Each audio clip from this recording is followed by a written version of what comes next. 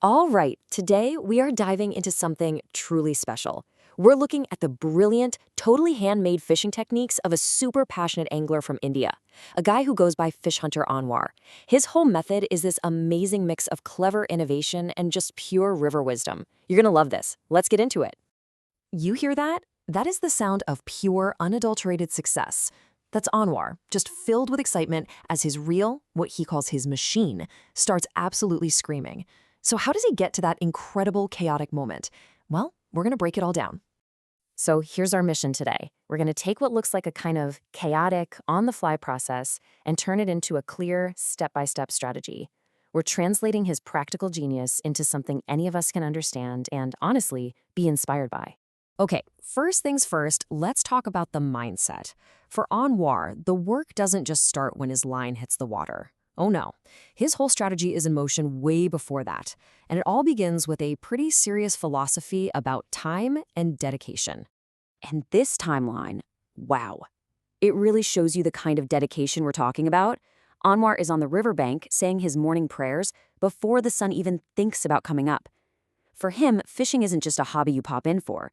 Success means being there for that entire prime morning window, right as the river is waking up. And this quote right here, it just sums up his whole philosophy. Showing up for a couple of hours, that's not serious fishing. He actually calls it time pass. Real success demands a full morning, starting in the dark and patiently working your way through the dawn. It's all about putting in the time. All right, let's get to his secret weapon, the rig itself. This is the heart of his whole method.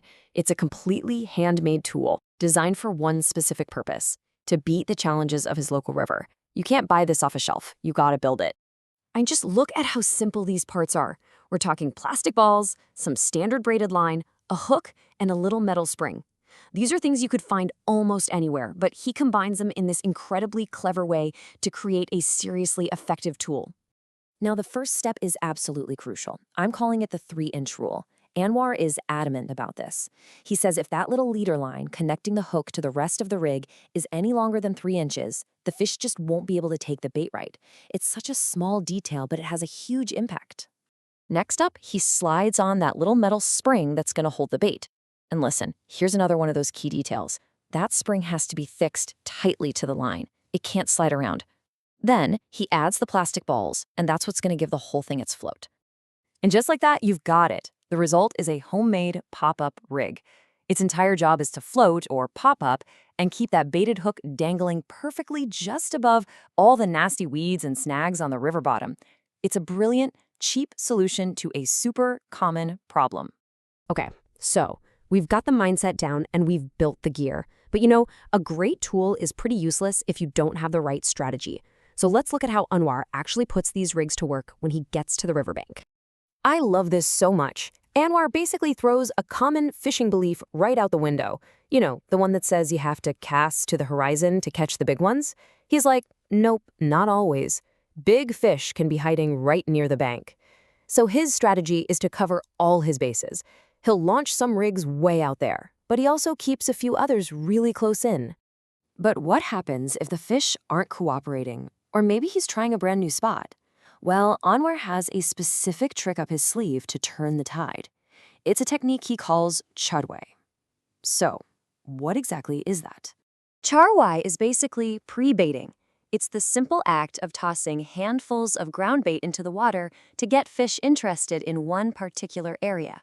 The whole point is to create a little feeding frenzy, to draw fish in from all over and get them comfortable and feeding confidently right where you're about to cast your line. So when do you pull this move? Anwar says it's perfect for new spots, to kind of create a fish magnet. Or if you're at a spot you know well and you're just having a slow day, charwai can be a total game changer. And here's the pro tip. He says the absolute best way to do it is the day before you plan to fish. That gives the fish plenty of time to find the spot and settle in. And now for the main event, the payoff. We've seen all the prep, we've seen the strategy. Let's see what happens when it all comes together and a fish finally grabs that bait. And of course, the insane challenges that come right along with it. And you know what? The results are right there. On this particular day, Anwar lands 2 fish. And guess what? Both of them are caught on those handmade pop-up rigs we just learned how to make. The homemade innovation absolutely works. But Getting a fish on the hook is only half the battle. This quote from Anwar tells the rest of the story.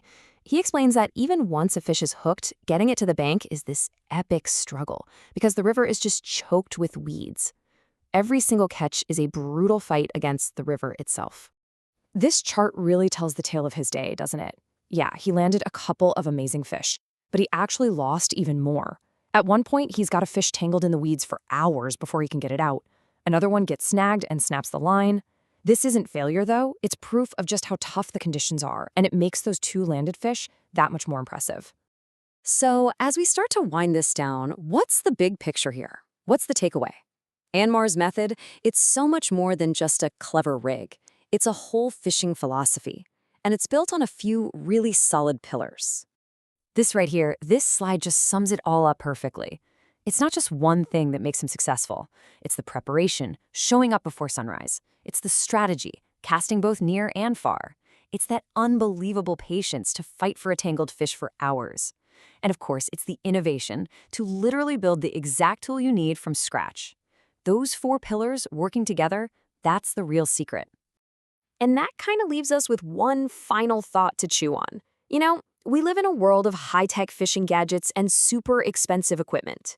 And then you see Anwar's success, and it makes you ask, what really matters? Is the secret to fishing in the gear you can buy, or is it in the wisdom you apply? His simple, handmade rig offers a pretty powerful answer to that question.